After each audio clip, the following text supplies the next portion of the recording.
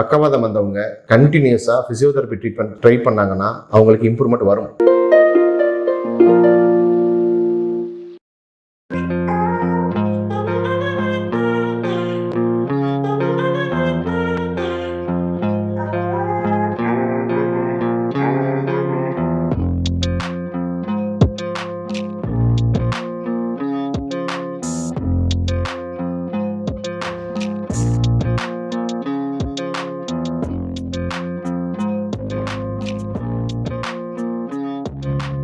Hi, நான் doctor Jayachandran, Sun hospital. நம்ம Sun ஹாஸ்பிட்டல்ல ஸ்ட்ரோக் பேஷண்ட்டுக்கு பக்கவாதத்தால பாதிக்கப்பட்டவங்களுக்கு எக்ஸாம்பிள் காலையில 9 மணிக்கு ஆரம்பிச்சோம்னா நைட் 9 மணி வரைக்கும் மிக சிறந்த முறையில் கண்டினியூஸ் பிசியோதெரபி ட்ரீட்மெண்ட் கொடுக்குறோம். அவங்கள கம்ப்ளீட்டா ரெக்கவரி, ரீஹாபிலிட்டேஷன்னா என்ன, மறுவாழ்வு. நார்மலா நடந்துட்டு இருந்தவங்க திடீர்னு பக்கவாதம் வந்து பாதிக்கப்பட்டுட்டு திருப்பி அவங்க பழைய நிலைமைக்கு, கை இப்போ வந்து செயலிழந்து போயிடுச்சுன்னா பழையபடி செயலுக்கு கொண்டு வரது, நடக்க முடியாம போயிட்டாங்கன்னா அவங்கள பழையபடி நடக்க வைக்கிறது. இந்த ட்ரீட்மெண்ட்டை மிகச்சிறப்பா செஞ்சுட்டு இருக்கோம். கண்டினியூஸா ரொம்ப வருஷமாவே செஞ்சுட்டு இருக்கோம். இப்போ இந்த வீடியோ நம்ம பார்க்க போற பேஷண்ட்டுக்கு வயசு 35. பேஷண்ட் பேரு கருப்பையா சதீஷ். அவர் ஒரு டிரைவர். அவர் நார்மலா தூங்கிட்டு இருந்தவர் லேசா கை வலிக்குதுன்னு சொல்லியிருக்காரு. அப்படியே வந்து மயக்கம் போட்டிருக்காரு. ரைட் சைடு ஸ்பீச், வலது கை வலது கால் சுத்தமா பாதிக்கப்பட்டிருச்சு. Muscle power 0. அவரால் கையை அசைக்க கூட முடியாது, காலையை அசைக்க கூட முடியாது. ஹாஸ்பிட்டல்ல போயிருக்காங்க, பார்த்திருக்காங்க, இன்ஜெக்ஷன் போட்டிருக்காங்க.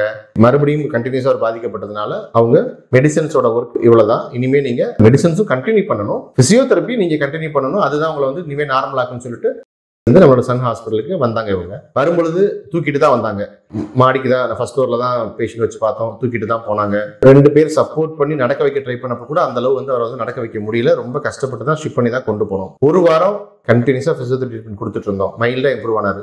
7 நாளைக்கு அப்புறம் கொஞ்சம் டக்குன்னு இம்ப்ரூவ் ஆகி இந்த ரிவ்யூ அவர் கொடுக்கிறது 18th டே. 18 நாள்ல அவர் எந்த சப்போர்ட் இல்லாம நல்லாவே நடக்க ஆரம்பிச்சாரு. ஒரு வாரத்துக்கு முன்னாடி நல்லா நடக்க ஆரம்பிச்சாரு. பார்க்குக்கெல்லாம் அனுப்பி விட்டோம். அவர் பாட்டுக்கு எந்த சப்போர்ட் இல்லாம நல்லா நடக்கிறவர் நார்மல் ஆயிட்டாரு. கை மூவ்மெண்ட் கொஞ்சம் வந்திருக்கு. இன்னும் ஸ்பீச் வரணும். அம்மா அப்பா 2 வார்த்தை தான் சொல்லியிருக்காரு. ஸ்பீச் ட்ரைனிங் அவருக்கு டெய்லி 1 மணி நேரம் காலையிலேயே 8 to 9 கொடுத்துக்கிட்டு இருக்கோம். கண்டினியூஸா வந்து பிசியோதெரபி ட்ரீட்மெண்ட் கொடுத்துக்கிட்டு இருக்கோம். கை இம்ப்ரூவ்மெண்ட் வரும். ஸோ இது வரைக்கும் வந்த இம்ப்ரூவ்மெண்ட்டை ஒரு வீடியோவா வந்து உங்களுக்கு வந்து காமிக்கிறோம். எதுக்காக இந்த வீடியோ? பக்கவாதம் வந்தவங்க கண்டினியூஸா பிசியோதெரபி ட்ரீட்மெண்ட் ட்ரை பண்ணாங்கன்னா அவங்களுக்கு இம்ப்ரூவ்மெண்ட் வரும். வராதுன்றது கிடையவே கிடையாது. கொஞ்சமாவது வரும். சில பேருக்கு வந்து சூப்பரா சரியாகும், சில பேருக்கு கொஞ்சமாவது சரியாகும். பட் தொடர்ந்து முயற்சி பண்ணும்போது எல்லாருக்குமே சூப்பரா சரியாகிறதுக்கான வாய்ப்புகள் நிறைய இருக்கு. நிறைய பேர் எங்க வீடியோ பார்த்துட்டு கேட்கறாங்க. சில பேர் வந்து 10 நாள்ல சரியாதுன்னு சொல்றாங்கல்ல. நான் இந்த வீடியோ கூட போட்டிருக்கோம். இந்த பேஷண்ட்டுக்கு பாதி தான் சரியா இருக்கு, 50% தான் சரியா இருக்கு. 50% சரியா இருக்கே 18 நாள் ஆயிருக்கு. இனி நாங்க கையை கொண்டு வரணும், ஸ்பீச் கொண்டு வரணும், எல்லாமே செஞ்சுதான் கொண்டு வரணும். அதுக்கு டைம் எடுக்க தான் செய்யும். கண்டினியூஸா ட்ரை பண்ணோம்னா இம்ப்ரூவ்மெண்ட் இருக்கும். அவரோட ரிவ்யூ அப்பா சொல்றாங்க, பாருங்க. தேங்க்யூ. என் பேர் முனிசாமி. என் பையன் பேர் கருப்பையா சதீஷ்.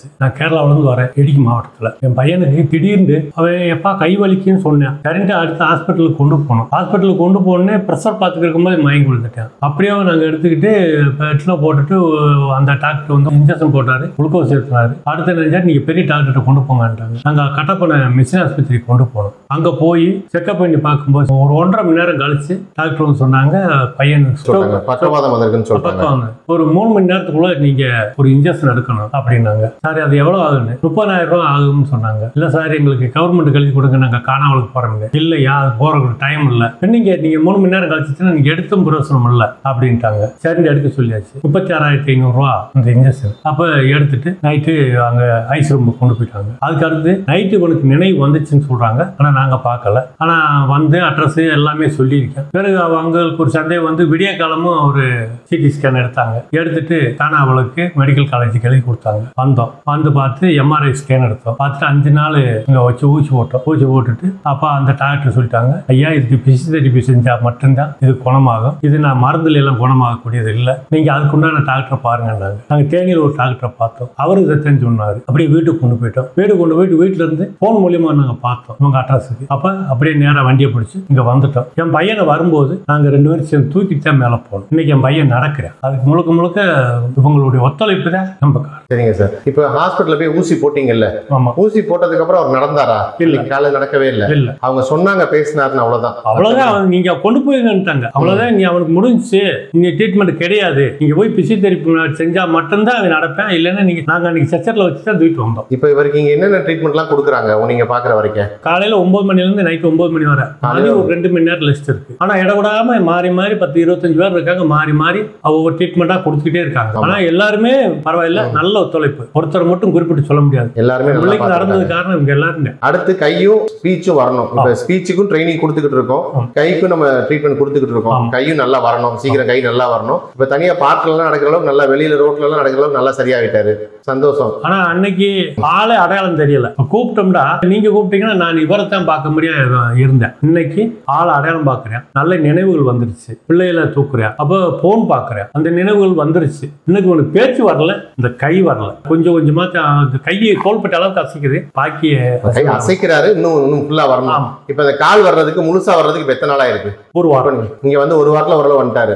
நீங்க வந்து எத்தனை நாள் ஆச்சு? வந்து 18 நாள் ஆகுது. 18 நாள் கால் நல்லா நடந்துட்டாரு. வர ஆரம்பிச்சு ஒரு வாரத்துல கால் வந்துருச்சு. நல்லா ஃபுல்லா சரியாறதுக்கு 18 நாள் ஆயிடுச்சு. கை மூவ்மெண்ட் வந்திருக்கு, ஆனா ஃபுல்லா என்ன ஆக்ஷன் வரல. வரும்போது சுத்தமா பேசாம இருந்தாரு. இப்ப அம்மா அப்பா. ஆமா, இன்னும் முயற்சி பண்ணணும். சொல்லு, நீங்க தான் முயற்சி பண்ணணும். அம்மா அப்பான்னு சொல்லுங்க. சொல்லு. அம்மா அம்மா அம்மா. உங்களுக்கு ட்ரீட்மெண்ட் நல்லா கொடுக்குறாங்களா? கொடுக்குறாங்க. சரி, இன்னும் நல்லா முயற்சி பண்ணுங்க, நல்லா சரியாயிடுவீங்க. சரி, ஓகே.